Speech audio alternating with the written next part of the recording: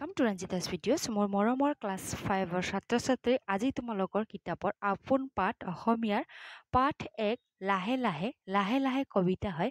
আজি মই তোমালোকক লাহে লাহে কবিতাৰ প্ৰশ্নৰ উত্তৰ দিম।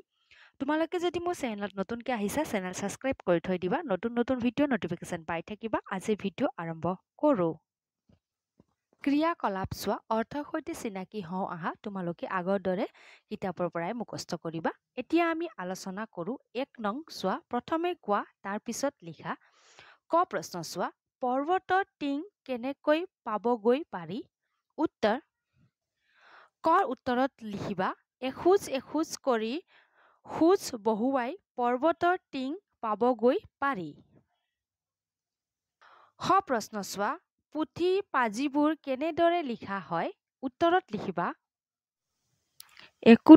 একোটা কৰি আখৰ জোটাই পুথি পাজিবোৰ লিখা হয়। গ প্ৰশ্ন চোৱা দীঘল কাপোৰখন কেনেদৰে বোৱা হয়? উত্তৰত লিখিবা গৰ উত্তৰত লিখিবা এডাল কৰি সূতা বৈ একোখন দীঘল কাপোৰ বোৱা হয়। এতিয়া 2 নং চোৱা পঢ়া বুজা আৰু লিখা।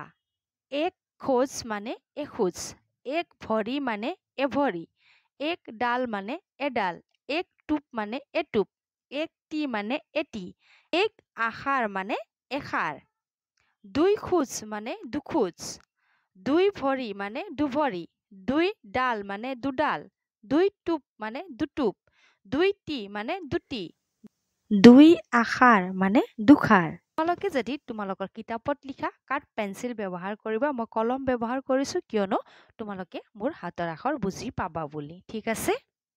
এতিয়া 3 নং চোৱা লাহে লাহে আগবাঢ়া কৰি মন দাঁত আধৰুৱা এষাৰো নেৰিবা তোমাৰ অচিন আজি বহু পুথি পাজি সময়ত আপুনি দেখিবা ওপৰৰ গদ্যাংশৰ অৰ্থ গদ্যত বুজাই লিখা। মই 3 নং উত্তৰত লিখিবা আমাৰ পঢ়া শুনাবোৰ আধৰুৱাকৈ নেৰি ভালকৈ পঢ়িব লাগে তেতিয়া আমি ভাল ফলাফল আনিব পাৰিম। পুথি পাজি পঢ়ি জ্ঞান অৰ্জন কৰিবলৈ সক্ষম হ'ম। মনটো ডাঠ কৰি লাহে লাহে আগবাঢ়িব লাগে। ঠিক আছে তোমালোকে নিজৰ উত্তৰ বহীত লিখি থৈ দিবা। এতিয়া 4 নং চোৱা খালী ঠাই পূৰ কৰা। ক চোৱা কবিতাৰ পৰাই দিয়া হৈছে এডুপ কৰি বাঢ়ি গৈ দেখা পোৱা বৰ গছ জুপি। খ চোৱা এষাৰ দুষাৰকৈ পঢ়ি যোৱা আন ভাৱ সকলো পাহৰি। ঠিক আছে এতিয়া চোৱা অভিধান চাই অৰ্থ লিখা প্ৰবাহিত পৰিহৰি অচিন।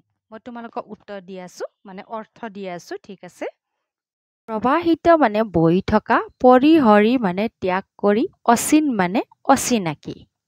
6 নং চোৱা ক অংশ লগত খ অংশ মিলোৱা গছ জোপা, বাঢ়নি তাঁৰ, চৰাই জাক, কল থোক, চাদৰ খন, ধাননি ডৰা, কলম টো, চুলি টাৰি। ঠিক আছে ইয়াত মই মিলাইয়ে থৈ দিছো তোমালোকে কাঠ পেঞ্চিল ব্যৱহাৰ কৰিবা। মই কালাৰ পেন ব্যৱহাৰ কৰিছো তোমালোকে বুজি পাবা বুলি।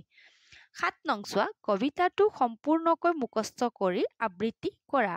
তোমালোকে কবিতা মুখস্থ কৰিবা। ঠিক আছে আৰু লগতে আবৃত্তি কৰিবলৈও যত্ন কৰিবা। আশা ৰাখিছো মোৰ মৰমৰ ছাত্ৰ ছাত্ৰী তোমালোকে আজিৰ ভিডিঅ' বুজি পাইছা বুলি। নতুনকৈ আহিছা যদি চেনেল সাবস্ক্ৰাইব কৰিবা। ভাল লাগিলে লাইকো কৰিবা। আজি ইয়াতে সমাপ্ত কৰিলো। আকৌ আমি লগ পাম নতুন ভিডিঅ'ত। নতুন ভিডিঅ' হ'ব পাঠ 2 জয়মতী কুঁৱৰী পাঠৰ প্ৰশ্নৰ উত্তৰ আলোচনা কৰিম। ঠিক আছে আজিৰ কাৰণে ধন্যবাদ। আকৌ লগ পাম।